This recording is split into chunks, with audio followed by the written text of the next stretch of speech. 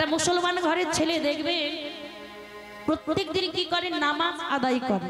নাম আজ তারা কি করে, নাম আজ, কালকে নয়, আজকেই করতে হবে। কিন্তু আমরা হিন্দু ঘরের ছেলে মেয়েরা দেখবেন বাবা, আমরা কি করি, আমাদের ছেলে মেয়েদেরকে দেখবেন গলায় যদি তুলসীর মালা দিয়ে দিই,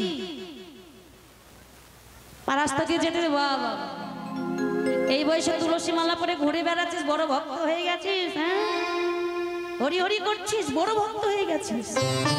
কোন ধর্মে হোক না হোক বাবা, আমাদের সনাতন ধর্মে এটা কিন্তু আমরা নিজেদের ভালোটাকে বুঝি না। কিন্তু দেখবেন একটা মুসলমান ঘরের ছেলেকে কতটা শিক্ষা দেয়। তারা কি করে, ছোট বড় সবকে একসঙ্গে প্রত্যেক শুক্রবারে লুঙ্গি পরে মাথায় টুপি দিয়ে বাবার সঙ্গে হাত ধরে মসজিদ থেকে নামাজ একসঙ্গে নামাজ আদায় করে। নাম আজ, আজকেই, কালকে নয়। ওরা কালকে রাস্তা করে না, আজকেই করতে হবে। তাহলে ওদের সাথে আমাদের কতটা পার্থক্য দেখুন তো বাবা। রাস্তা দিয়ে যদি একটা মৌলভী সাহেব যায়, মুসলমান ঘরের ছেলেরা তাকে দেখলে ওর সালাম জানায়, মাথা নত করে।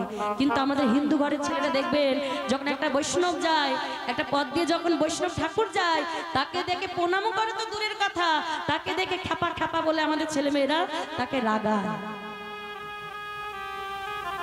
তাহলে আমরা তো এখনো পিছিয়ে আছি, আমাদেরকে জাগতে হবে বাবা। আমরা সনাতন ধর্মের মানুষ, আমাদের সন্তানদের শিক্ষা দিতে হবে। শুধু বিদেশে নামি দামি পড়িয়ে বাবা, স্কুলে পড়িয়ে ওই ডিগ্রি লাভ করালেই শুধু সন্তানকে মানুষ করানো যাবে না, তার সাথে সাথে মানুষটাকে জাগাতে হবে, ভাগ্য আস্বাদন করাতে হবে। দেখবেন কিছুদিন আগে দেখা আপনাদের বাবা, বাংলাদেশে তাদের বাড়িতে দুটো ছেলে ছিল। দুটো ছেলেকে বাবা ওই যুক্তরাষ্ট্রে পড়িয়ে ডাক্তার তৈরি করেছে। কিন্তু দেখুন ডাক্তার তৈরি করে তারা বউ ছেলে মেয়ে নিয়ে বাবা ওই বিদেশে সেটেল হয়ে গেছে। কিন্তু ঘরের মধ্যে পড়ে রয়েছে বৃদ্ধ পিতা মাতা। কিন্তু দেখুন তাদের ভেতরে যদি একটু কৃষ্ণ ভক্তি থাকতো, তারা কখনোই বাবা মাকে ছেড়ে বিদেশে থাকতে পারতো না। কেন? যতই দুঃখ আসুক, যতই কষ্ট আসুক, আমি আমার বাবা মার সঙ্গে থাকবো। সেটা একমাত্র করে কি, যারা কৃষ্ণ ভক্ত। একটা কৃষ্ণ ভক্ত কখনই তার বাবা মাকে ছেড়ে যায় না, কারণ সে নিজেকে ভগবানের চরণে সমর্পণ করেছে। আর সেই ভগবানটাকে পিতা মাতা, পিতা মাতা পরম গুরু। আগে তুমি পিতা মাতাকে ভালোবাসো, দেখবে তোমার 33 কোটি দেব দেবতাকে ভালোবাসতে হবে না, ঠিক তারা ভালোবাসা আপনি পেয়ে যাবে। ভালোবাসতে হলে আগে বাবা মাকে ভালোবাসো।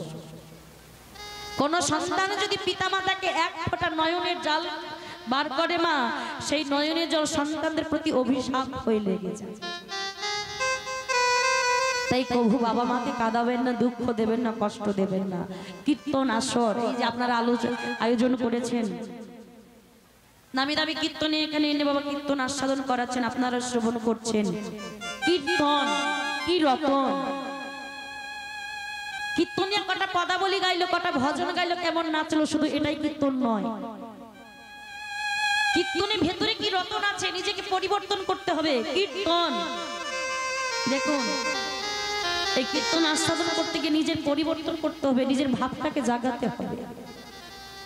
আর হরিবাস শুনেছে কোন ভক্ত যদি আমার গৌর কোন কথা আস্বাদন করতে গিয়ে যদি দুঃখটা নয়নের জল বার করে বাবা, সেই ভক্তের ভগবানের চরণে কৃষ্ণ কৃপা লাভ হয়ে যায়। প্রেম সে বলো নিতাই গৌর হরি হরি বল, হরি বল, হরি বল।